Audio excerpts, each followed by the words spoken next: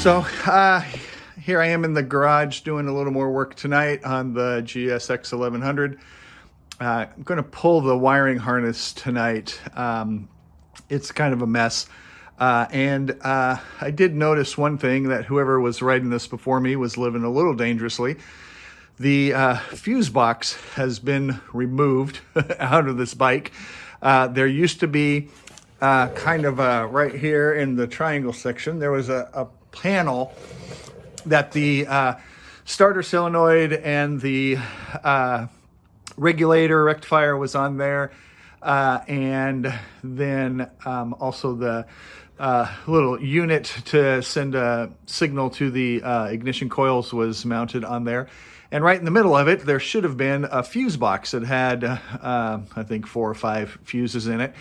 That fuse box is missing, nowhere to be seen anywhere on the bike. So this whole bike was running with no fuses at all. So it's a couple of things. One, it means that at least all the, it ran anyway, so at least all of the voltage and amps that were pumping through the wires were within spec, because it didn't look like anything has been damaged.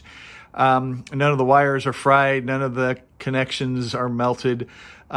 So I guess that's a good thing, but yeah, you're living a little dangerously running a motorcycle with no fuses, and if something gets out of whack and those fuses aren't there to keep wires from overheating, you know, you've got a tank full of fuel with hot toaster wires underneath them and stuff, it can be dangerous. So anyway, someone has been messing with the wiring in this bike, and it's kind of a hot mess right now. So that whole wiring harness is going to come out, and I'll kind of go from there with an M unit. I don't think the wiring harness really is worth salvaging. It might go up on eBay. There might be enough of it that somebody could use it to repair it and put it in an old bike. But as for now, I'm just going to detangle all these wires and try and get it out in as much of one piece as I can. And we'll just go from there. So here we go, starting wiring stuff. My least favorite part of motorcycle building is wiring, and I'm about to get elbow deep in it. So here we go. So here's a picture of the wiring harness laying on the garage floor after I got it all snaked out of the frame and all the little clips that were holding it in. If you remember, this bike had a fairing on the front of it, and so there was no stock headlight. So some of the wires for the fairing that were on the front were kind of sketchy. Everything about this was pretty sketchy. So lots of weird soldered connections, all kinds of things. So I'm going to keep it around in case I need the plugs for anything, but other than that, it's going in the garbage. Well, I'm going to start the process of de-rusting this fuel tank that I have right here. As I mentioned before, the tank on the outside is in pretty good shape, but there's quite a bit of rust inside it. In fact, let me see if I can maybe get a good shot of how rusty it is inside there. I'm going to flip my camera around and see if I can get a good shot. So you can see kind of down in there that there's a good deal of rust. It's not horrible, but it's certainly enough that I want to get rid of it. As I mentioned before, there's a number of ways that you can get rid of that. You can use acid to get rid of it, or you can put gravel in there and shake it around and try and scrape all that stuff off. But I'm going to be using a process of electrolysis to get rid of this rust in the tank. It's kind of a fascinating little way. I've done it a couple of times with a few other tanks. So I'm going to set up my little rig here today and show you how I do that, and might be something you want to try on a project that you have. So the basic principle of this is that you're going to use an electric current to transfer electrons from one side of the tank to what they call a sacrificial anode, just a piece of steel that you have suspended in the tank. And there needs to be a medium for those for that current to pass through. And that medium is just water with some Arm & Hammer laundry soda or washing soda. You need to make sure that you get the washing soda, not baking soda. what you're looking for is sodium carbonate, not sodium bicarbonate, or not sodium borate, which is borax. You want the sodium carbonate, and that has the right chemical composition for this process to work. When you put this medium in there and you put a sacrificial anode, a steel rod, which I'm going to just be using an old piece of rebar, what happens is a chemical reaction happens, and there is actually a byproduct of, I believe it's O2 molecules that come off of the anode, which is not flammable, but if you do have an open flame around, it will make that flame bigger. So you don't want to do this like next to a gas hot water tank or something like that where there's an open flame. But basically you put this Arm & Hammer washing soda. I think I'll double check my measurements. I think it's a teaspoon or a tablespoon for every gallon of water. So it's a 5-gallon tank. So I'll be putting 5 tablespoons in there. With the water in it. You put the sacrificial anode in it. You hook a battery tinder with a battery through your booster cables. Just to one side goes to the tank itself, the other side goes to the anode, and you just kind of let it percolate for a few hours. I usually just let it run overnight and check it in the morning before I go to work. And I'll show you what that looks like in the morning. But make sure that the solution that you make is water and washing soda, not baking soda, because that won't work. So here's the little setup that I'm going to use. I just have my motorcycle battery here. I have it hooked to a battery tinder so that it doesn't go dead during the process of this. If you have one of the old-fashioned battery chargers that just has a constant current, you can use those. They're kind of hard to come by anymore. They don't make those very often. So what I'm going to be doing is actually using the current from the battery itself, and then the battery tinder will keep the battery from going dead while it's pumping a current through the anode and the metal of the fuel tank.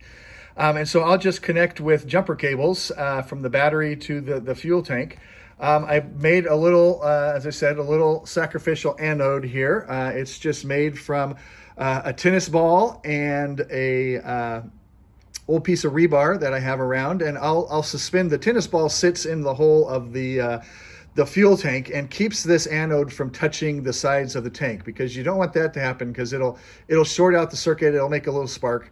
But that's not what you want. You want it to be suspended without touching any of the tank, and that's what is going to be the area that those electrons flow through and take the rest with them. And so this is kind of the setup that I have, and probably the hardest part is for some of these tanks like mine, the ridge of the tank is pretty high, and so getting an anode to kind of be suspended in there without touching the sides of the tank is a little bit of a challenge, but I'll show you what I've got set up here in just a minute. So here's what I've got set up. So I've got my anode here. You got to kind of fish it through the side here, because the bottom, there's a big ridge that runs right across the middle here. So I'm going to get that in there and then get it suspended so it's not touching. If I go too far that way, it hits. If I move it up too far, it hits. If I move it down too far or over. So I want to get it right in that spot where it's not hitting. What I'm probably going to do is put a little bungee cord around here to put some pressure down on it to keep that from moving around. But basically that's the setup that's going to happen. I'll just hook one side of my jumper cables here to the tank. I'm probably going to have to scrape off some paint just to make sure I get a good connection with a bare metal. And then the other one's going to connect right to the top of the anode. And with that water solution in there, it'll just kind of percolate and bubble away. And we'll just kind of go from there. We'll see how it works. So here we are. I've got my solution of washing soda, not baking soda, washing soda and water with 1 tablespoon per gallon in the fuel tank. I've got a little spot over here that I sanded down to make sure I got some good bare metal. This tank's going to get painted over again anyway, so I went ahead and just sanded the front there to get a good bare metal connection. And I'm just going to put the sacrificial anode in it, bungee cord it down so it doesn't touch the sides, and plug it in, and we'll just wait till tomorrow and see how we progress with it. So that's basically all there is to it. No acid, no wrecking your clothes, no having to deal with caustic chemicals or anything like that. It's just washing soda and water. You can use it in your laundry if you want to. I probably wouldn't use it after it's been in a tank with rust and gasoline and stuff in it, but I guess you could if you wanted to. But anyway, we'll plug it in and check it in the morning and see how we progress. So here's my setup. I've got the positive terminal from the battery hooked to the sacrificial anode. I've got the negative cable from the battery hooked to the tank itself. And so you can see they're connected right there. And then I've got the battery itself connected to a little battery tender just to make sure that it doesn't go dead on me and that we get a good flow of current, 12 volt current through there. So here's basically the setup. It's all ready to go. I'm going to let it just sit here overnight, and I'll check it in the morning and see what that anode looks like. If it works like it's supposed to, in the morning when I pull that anode out, it'll look like kind of like a raccoon tail. It'll just be furry with little rust particles that have transferred from the tank over to the anode itself. So hopefully, if this battery is good and is working, then that should be the process in the morning. So we'll check it in the morning and see what we find. So here's what the sacrificial anode looks like. Basically what I did was each morning before I just went to work, I would pull the anode out of the tank and see how much rust had been collected to it, and take my grinder and grind it back to just bare steel, and then put it back in and let it sit overnight again, and the next morning take it out. And so this is basically 3.5 days of each morning taking it out, and you can see each time I took it out there was a little bit less rust that accumulated, but that's quite a bit of rust that came out of that tank, and so that's better than having that rust go through my carburetors for sure.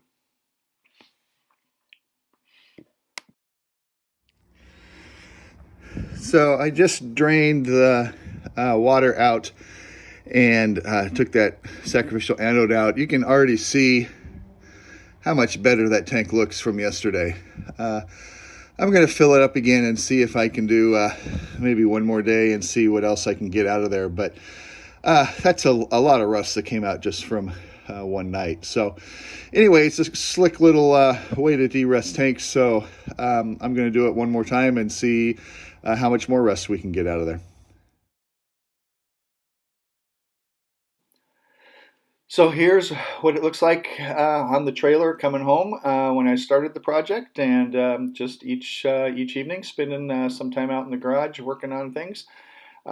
So I hope that little tutorial on how to de-rust the tank is helpful for you, and maybe something you might want to try on a project that you have. I think next up for this bike is going to be digging into the carbs and getting those cleaned out and rejetted. I've got a jet kit that's coming in the mail, should be here in the next day or two, and so that'll probably be the next kit or the next project on tap for the GS. I got the seat tail piece ordered, so that'll be coming in, and I'll be needing to fabricate a bracket for that. I'll probably need to do some welding to make that work too. I'm not a welder, I'm more of a grinder, so we'll see how much of that actually makes it to air, but I'll start that process as well. And then I'll need to still get an M unit ordered so that we can tackle some more of that wiring.